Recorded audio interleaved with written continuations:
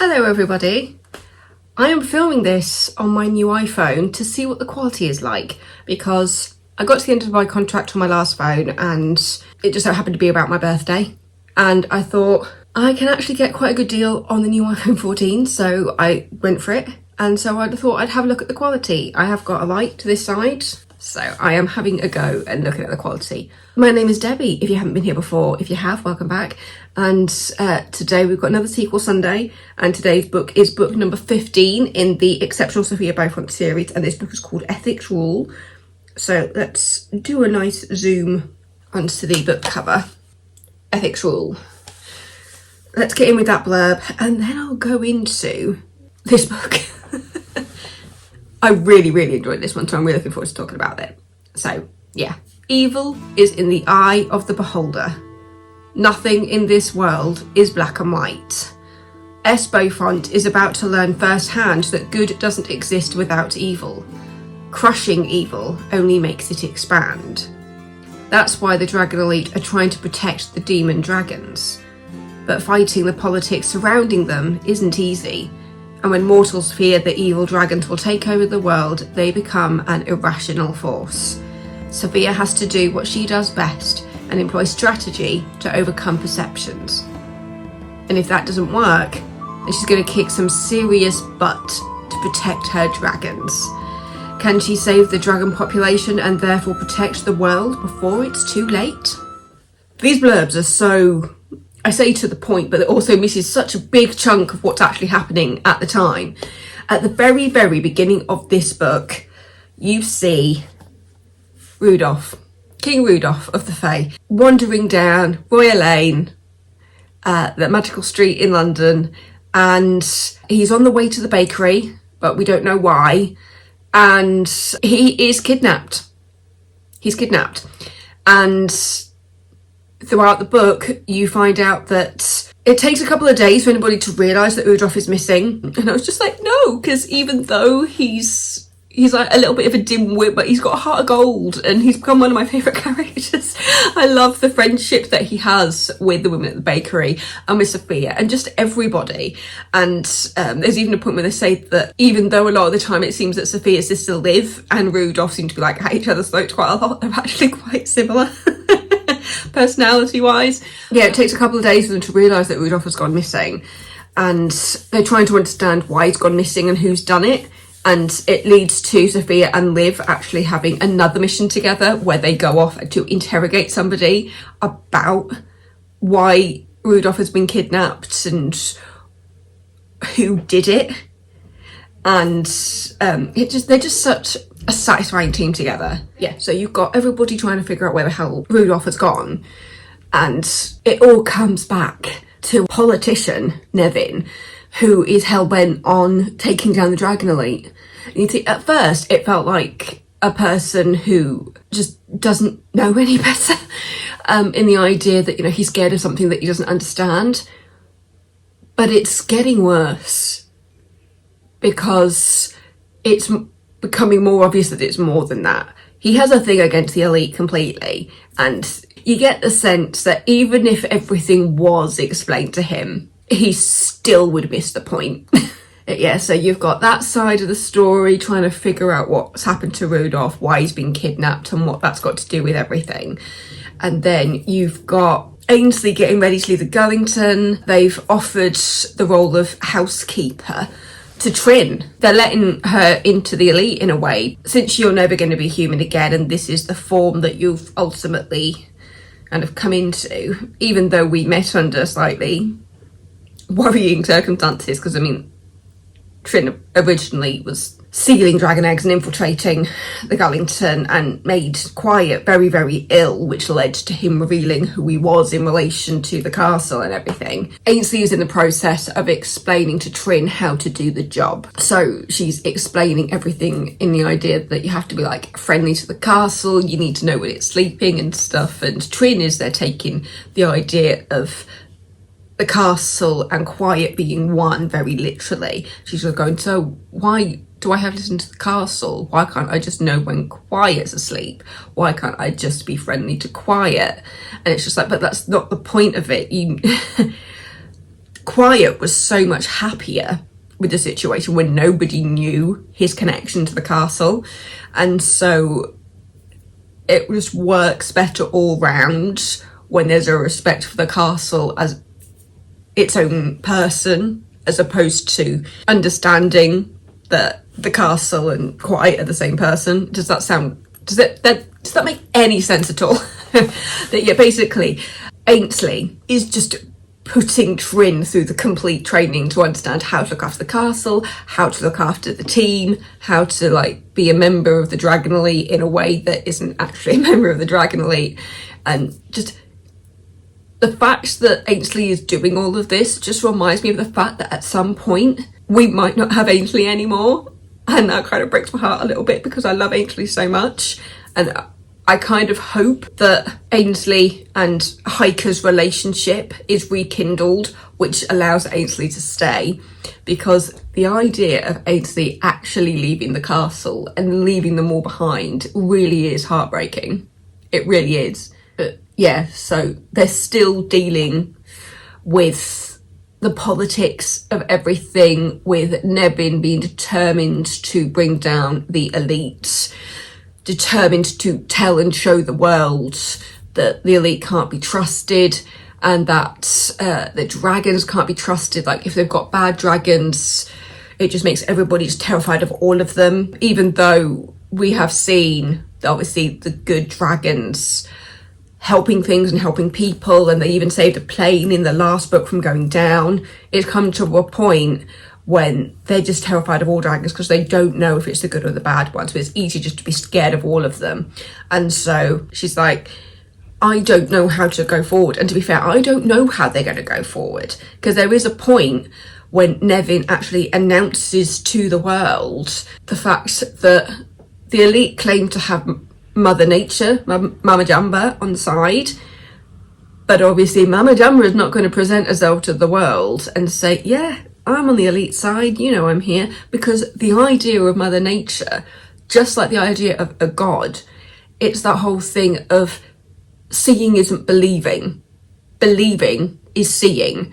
So in regards to the idea of a god, you won't see anything unless you believe in it.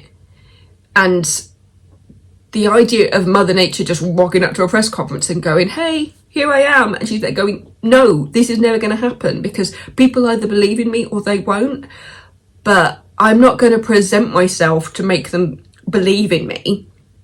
And also, it completely defeats the purpose, because it's just not the way it goes.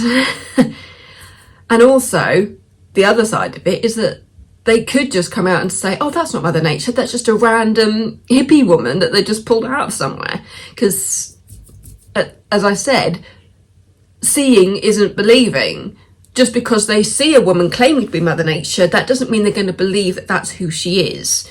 So, yeah, it's all politics. It's all politics driven. And it's kind of fascinating to see that in a fantasy book, because even though, like, if you get to the nitty gritty of any fantasy series, there's always going to be elements of something else in there. Because, like, with the Narnia books, with the Chronicles of Narnia, when you really look at the stories, they're very religious based. There's such strong religious undertones to that, which as a child will completely go over your head, but you'll understand it when you're older. And it's the same with books like these. You can see the undertones when you're older and you know to understand that. Even though this section is based on politics anyway, but you can really delve deeper once you understand it. I feel like I'm getting very, very deep. But it feels very deep, and it makes it feel like I'm taking these books very, very seriously. On the surface, these are just really nice comedy. You've still got that comedy coming in from Lunis. I do love that relationship that Lunis and Sophia have, and the fact that Lunis is just presented as just a modern dragon who likes watching Netflix and wants to be a stand-up comedian, and just comes out with the greatest dad jokes in the world. You really have to pay attention to some of those jokes. I mean, I think there was only one that I was just like, But yeah, those dad jokes that Lunis comes out with are just absolute perfection. Absolute perfection. You do see a little bit of Mei Ling, so you're still getting like little droplets of the fairy godmother school, which, as I said before, I cannot wait to read like the godmother series, because just the idea of having a series dedicated to the godmothers is just, it makes me happy. It makes me happy. As well as dealing with Rudolph going missing and everything, another thing going forward, which also leads to the other side of the politics thing, is that we see magicians go through an illness where they kind of start to, I can't remember what they called it, but basically as they start to fade away, as when Sophia comes back from mission, she feels like it's almost like a glitch in the Matrix, because she's there going, am I seeing what I think I am? It feels like everybody's like glitching. Is it my eyesight or is it them? And it's them. They're kind of glitching and they're starting to fade away, and they come up with a name for this illness. Nevin tries to convince the world that it's Dragonelite's fault and that this disease is being spread by the dragons, and Sophia goes to determine that it is nothing to do with the dragons and that something else might be at play. And in this case, they think it's magical tech that might be at play, and that Nevin might be behind it. And the fact that Nevin hasn't been affected means that he might actually already have an antidote to it that he's already taken, so that he can't be affected by it. It feels very current, because it's that whole thing of like, it's because so much of this was written during lockdown, you do see the elements of where you can imagine what Sarah Noffke was going through as she was writing it. As I understand it, I think Sarah Noffke actually writes the bulk of it, and then Michael Anderle helps with like editing. Don't quote me on that, I'm not completely sure how it works, but from the author's notes I get the idea that Sarah does the majority of the writing for these. And you can see through the books how the pandemic has affected the way she writes certain things. I mean, there have been little things throughout the other books where there are references to people wearing masks and, you know, just little things that kind of go towards what the world was going through at that point while she was writing it, without actually writing the pandemic into the story. Does that make any sense? It's like my brain is working quicker than my mouth. Or is it the other way around? But yeah, it's quite incredible how much I packed into these books. But again, I'm really enjoying it. I'm trying to figure out where it's going to go next, and that's what's nice about these books. This actually has 5 stars on Amazon with 123 ratings, so it tells you that people really do enjoy these books. If you haven't read any of them and you're literally just getting everything about these books from what I'm saying, just go and find them. You can find them quite cheap, actually. This one was 253 pages, and it's in fantasy. It's probably in children's stories as well, but it is getting it feels like something that people can grow up with, because you do see the stories getting a little bit more adult as you go along. Yeah, I'm just really enjoying these. So that was book number 15 of 24 of the Exceptional Sophia Beaufont series, and this one is Ethics Rule, and that is your front cover. I read this on Kindle. I'm sure there's many other places where you can track down these books. It's just that for me, this is where me and my dad have shared a lot of books with each other, because we have a little family thing where he can pop books in, I can pop books in, and we're literally just swapping stories on Amazon. But obviously you don't have to exclusively get them from Amazon. It's just where I found them. It's where me and my dad found them. But yeah, so thank you so much for watching, and don't forget to subscribe if you're not already. I have noticed the numbers creeping up slightly, and it's really nice to see that people are watching. I love making these videos, I love reading, and I love being able to really think about the books that I'm reading. It's just a nice way to kind of just get out what I'm thinking. I mean, sometimes I just randomly just start talking to myself in the car as I'm processing books, because I just need to get it out, and it just makes me think about what I'm going to say to you guys. But yeah, I love it. I love it. I love it. Anyway, again, thank you so much for watching. Don't forget to subscribe, and I will see you on Wednesday with another video. Mwah. Stay safe, everybody. Evil is in the eye of the beholder. S. Beaufont is about to... I missed something. I missed it. I hate Amazon sometimes. They just put notes in the middle of the blurb of the Fairy Mother School. The Fairy Mother School? My God, I can't talk. This is just bonkers. This is what happens when you try to explain a fantasy series. Just everything out of your mouth sounds completely bonkers.